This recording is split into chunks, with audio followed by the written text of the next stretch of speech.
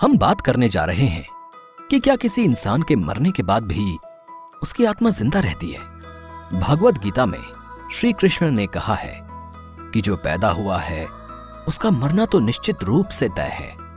इस भौतिक जगत में सिर्फ आत्मा ही अनचेंजेबल है, यानी कि जो न कभी मरती है और न ही बदलती है।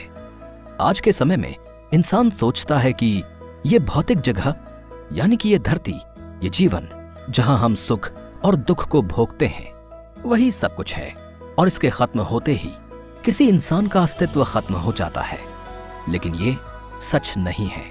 सच तो ये है कि जिस तरह से ये भौतिक जगत है, उसी तरह से एक सूक्ष्म जगत भी है जिसे हम मनोमाया जगह भी कहते हैं। इसका मतलब ये है कि जिस तरह जिंदगी में हम भौतिक वस्तुओं और इंद्रियों जैसे स्मेल, टच और अलग अलग सेंसिटिविटीज के जरिए भौतिक जीवन के सुखों को महसूस करते हैं, वैसे ही मरने के बाद सूक्ष्म जगत में आत्मा को भी मन में सुख देने वाली चीजें ही महसूस होती हैं। क्योंकि शरीर तो खत्म हो चुका है। शरीर खत्म होने के साथ साथ हमारे सेंसिटिव ऑर्गन्स भी खत्म हो चुके हैं। कुछ बचा है तो वो है आत्मा, जिसका जुड़ाव मन से होता है। इसलिए उसे मन से एंजॉय करना या एक्सपीरियंस करना ही पॉसिबल है। जैसे शरीर के लिए भौतिक जगत यानी कि इस धरती का निर्माण हुआ है, वैसे ही आत्मा के लिए भी मनोमाया जगत को बनाया गया है। मरने के बाद आत्मा को वही महसूस होता है जो मन को महसूस होता है। स्वामी अभेदानंद जी ने शरीर के मरते ही आत्मा के खत्म हो जाने जैसी सोच को नकारते हुए विज्ञान को भी चुनौती दी और अमेरिका में प्रेत आत्माओं पर बहुत से तर्क दिए गए और प्रेत पर विश्वास रखने वाली सभाओं में भी इसके बारे में विस्तार से बात की गई। और साथ ही उन्होंने प्रेत आत्माओं से संपर्क करने को लेकर भी बहुत सी बातें कही। अभेदानंद जी कहते हैं कि अगर आज भी कोई इंसान आत्मा या उसके अस्तित्व को नकारता है तो वो सबसे बड़ा मूर्ख है और उससे बड़ा नास्तिक भी कोई नहीं है। अगर आप आत्मा यानी कि किसी जीव के अंदर आत्मा होने की बात पर ही शक करेंगे तो आप खुद सोचिए कि आप हैं क्या? क्या आप सिर्फ एक शरीर हैं जो एक दिन खत्म हो जाता है? आखिर वो क्या चीज है जिसने आपको जिंदा रखा हुआ है? यकीनन वो चीज ये शरीर तो नहीं है। हम मानते हैं कि जीवन मरण के इस चक्र को समझना आसान नहीं है, लेकिन इस पर यकीन ना करके आप अपने ही अस्तित्व पर उंगली उठाते हैं। डेली लाइफ में आप सोचते हैं, आप कहते हैं, आपको महसूस होता है, लेकिन कैसे? क्योंकि दिल और दिमाग तो मांस से बने हुए शरीर के ही हिस्से हैं। विज्ञान कहता है कि जब दिमाग सिग्नल देता है तो दिल को महसूस होता है। तो फिर आपकी गट फीलिंग्स या जिसे आप इंट्यूशन कहते हैं, वो क्या है? ये कुछ ऐसे सवाल हैं जिन पर कोई यकीन करे या ना करे, लेकिन इनका वजूद इतना मजबूत है कि किसी के यकीन करने या ना करने से इनकी इंपॉर्टेंस कम नहीं हो जाती। अब सबसे बड़ा सवाल ये उठता है कि आखिर जीने मरने का ये चक्र काम कैसे करता है? आखिर आत्मा को क्यों बार बार एक शरीर को छोड़कर दूसरे शरीर में जाना पड़ता है? इस पर स्वामी अभेदानंद कहते हैं कि शरीर तो इस धरती के 5 तत्वों से मिलकर बना है, जो कि वक्त के साथ खत्म हो जाता है, लेकिन आत्मा अमर होती है।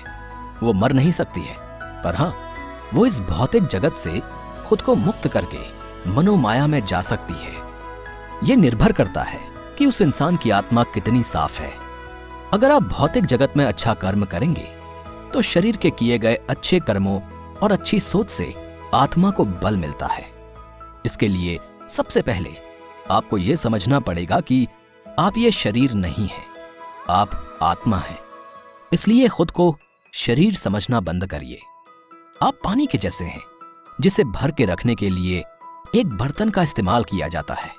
वो बर्तन कुछ भी हो सकता है, किसी भी रंग रूप का, किसी भी कद का हो सकता है। जैसे पानी को संभाल के रखने के लिए बर्तन को लगातार इस्तेमाल किया जाता है, लेकिन एक वक्त ऐसा भी आता है जब आपका वो बर्तन घिसने लगता है और एक दिन घिस के टूट जाता है।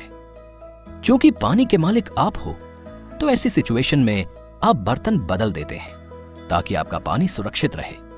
आत्मा भी जल है और यह शरीर उसे संभाल कर रखने वाला एक बर्तन है, जिसे इस आत्मा के मालिक यानी कि भगवान हर बार बदल देते हैं ताकि यह आत्मा सुरक्षित रहे। भले ही आत्मा को शरीर हर बार नया मिले, लेकिन उसके कर्म उसके साथ ही रहते हैं। जीने मरने का यह चक्र तब खत्म होता है जब आपको सौंपे गए कर्मों का अंत होता है। जो इंसान बिना किसी फल की इच्छा किए अच्छा कर्म करता है और बिना किसी लालच के लोगों के काम आता है, वो मरने के बाद आत्माओं के जगत में चला जाता है। अगर कोई इंसान वो हर कर्म करता है जो आपको एक अच्छी आत्मा बनाए, वो हर कर्म जिसका वर्णन हमारे ग्रंथों में है, वो दयालु हो और बिना किसी स्वार्थ के प्रेम करना जानता हो, जब ऐसी किसी आत्मा की मृत्यु होती है तो वो मनोलोक में जाकर अपने पूर्वजों से मिलता है, जिसके बाद उसे मनोमाया जगत में स्थान दे दिया जाता है। मनोमाया जगत के बारे में हम आपको पहले भी बता चुके हैं। ये आत्माओं के रहने की जगह है। इसे सूक्ष्म जगत भी कहते हैं। लेकिन यहां आत्मा तब जाती है जब उसको भगवान ने जो काम सौंपे हैं वो उसे पूरा कर लेती है।